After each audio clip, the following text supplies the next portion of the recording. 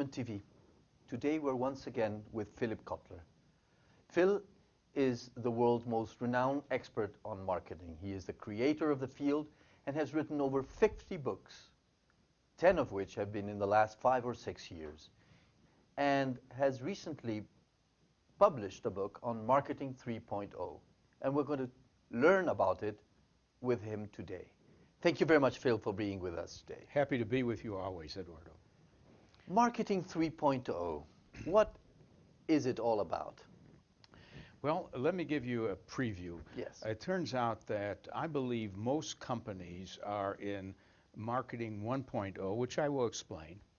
A small percentage are in 2.0, and a few now are in 3.0.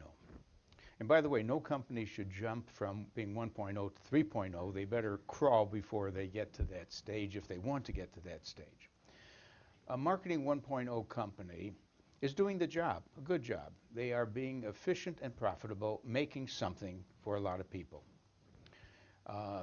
However, some companies have decided to learn more about who they're selling to. Okay. They move from just making and selling a good product to understanding their customers with big databases and watching movements in their customer fans and so on. And that is 2.0. And 3.0 goes further than that. 2.0, if you were to describe it with one word or one concept, what is Marketing 1.0? Well, 1.0 is appealing to the customer's mind wherever you can find customers. Okay. And 2.0 is appealing to the customer's heart by knowing a lot about the customer and trying to get closer to serving the customer. Okay.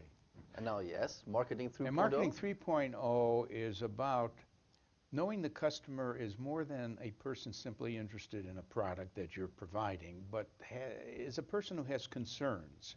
Because the world is kind of getting more and more unstable. There's the question of, will the planet run out of resources? There's the question of poverty, water shortage. And so it's a context for a company saying, we care too. We not only want to sell what you want in the best form possible, but we would like to make sure that we understand the world you're living in, and we're trying to make a difference and also make a better world. That's 3.0.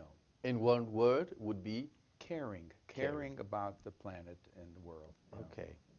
Let's try to define the basic marketing concepts and apply them to Marketing 1.0, 2.0, or 3.0. Sure. For example, positioning. What is positioning? Well, positioning is letting your target customers know how you will differ from the other competitors in offering points of difference and not only points of parity. We use those terms. Most companies have to at least do the same thing the other companies are doing. Then they're on par with that. But you take a company like Starbucks, they're not only make sure that the coffee is fresh and that and it delivers what coffee should deliver, but they add much more. They're positioned as giving a finer coffee, more types of coffee, and a whole experience in a place where you're going to enjoy the moment of coffee. That's positioning.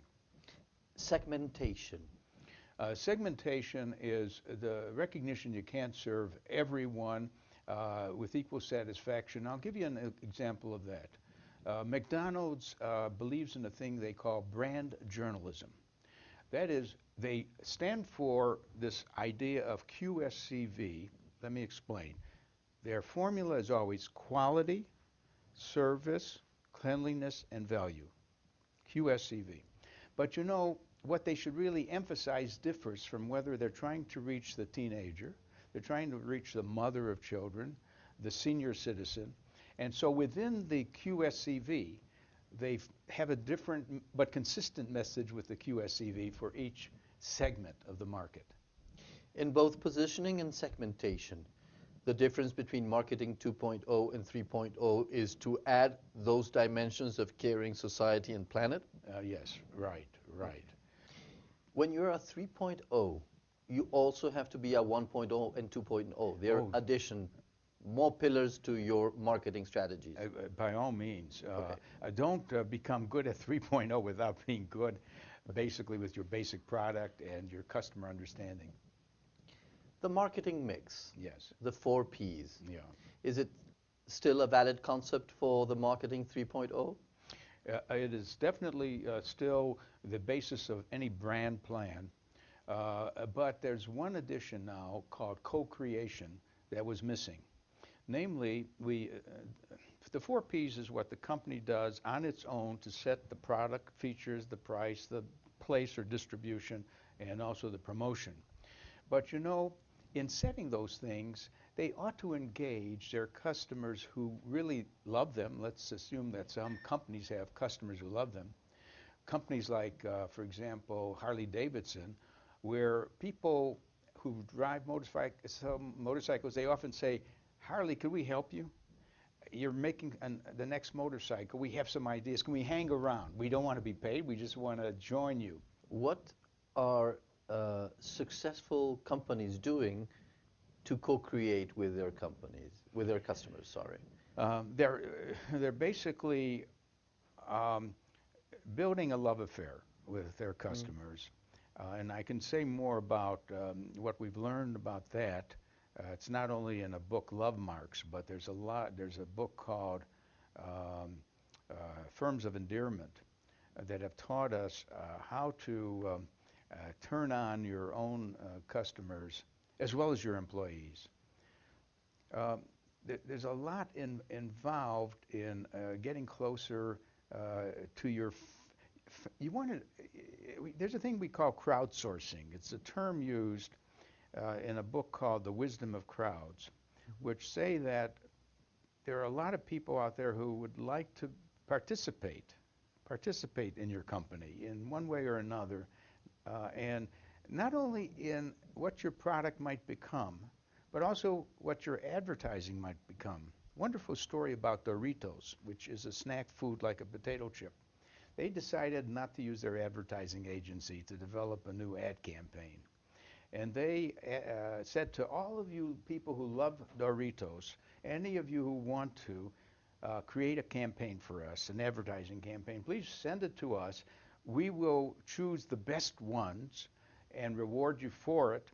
And not only that, the very best one will be used for our next campaign, which means that they're bypassing the ad agency, and they ended up with a brilliant campaign that no ad agency would have probably, with its narrow interest in a few concepts, have come up with. That's crowdsourcing, getting the crowd to join you, or it's co-creation with your fans. That's a great example on one of the 4 Ps, that would be the promotion. Yeah. Let's take on the product side. Yeah. How can you invite specifically your customers or customers to design the product with you? Well, you know, it's been done for a long time within the B2B world, the business-to-business world. Any business firm that's making a technical component will go through an alpha and a beta test. Now, the alpha test is to make sure that the component works, doesn't break down inside the company using your own scientists. But then they select a subset of customers with whom they have a good relation, and they ask them to try the product and to suggest any improvements before they do a launch of the final product. So beta testing is the same as co-creation. Okay. Question is, what about a consumer packaged goods company? Well, they do it by having maybe a consumer panel. In fact, do you remember research being done at MIT called lead users? Lead users. No. The professor in that area has shown many companies that they will always have some users who are demanding. In fact, they take the product they just bought from you and improve it themselves. It could be a computer where they play around with the software or the hardware and make it work better. So lead users is another version of watching people take your product and make it better.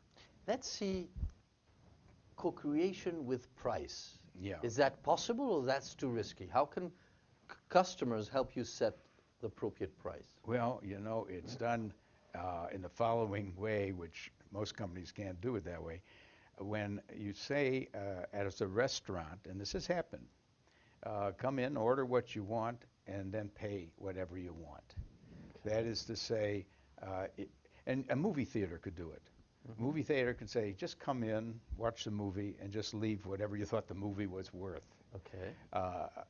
It hasn't spread, but it is a way of saying, let the customer be the judge of the value of the product. And finally, if we go to the 4 Ps with co-creation, would Yeah. be place, distribution.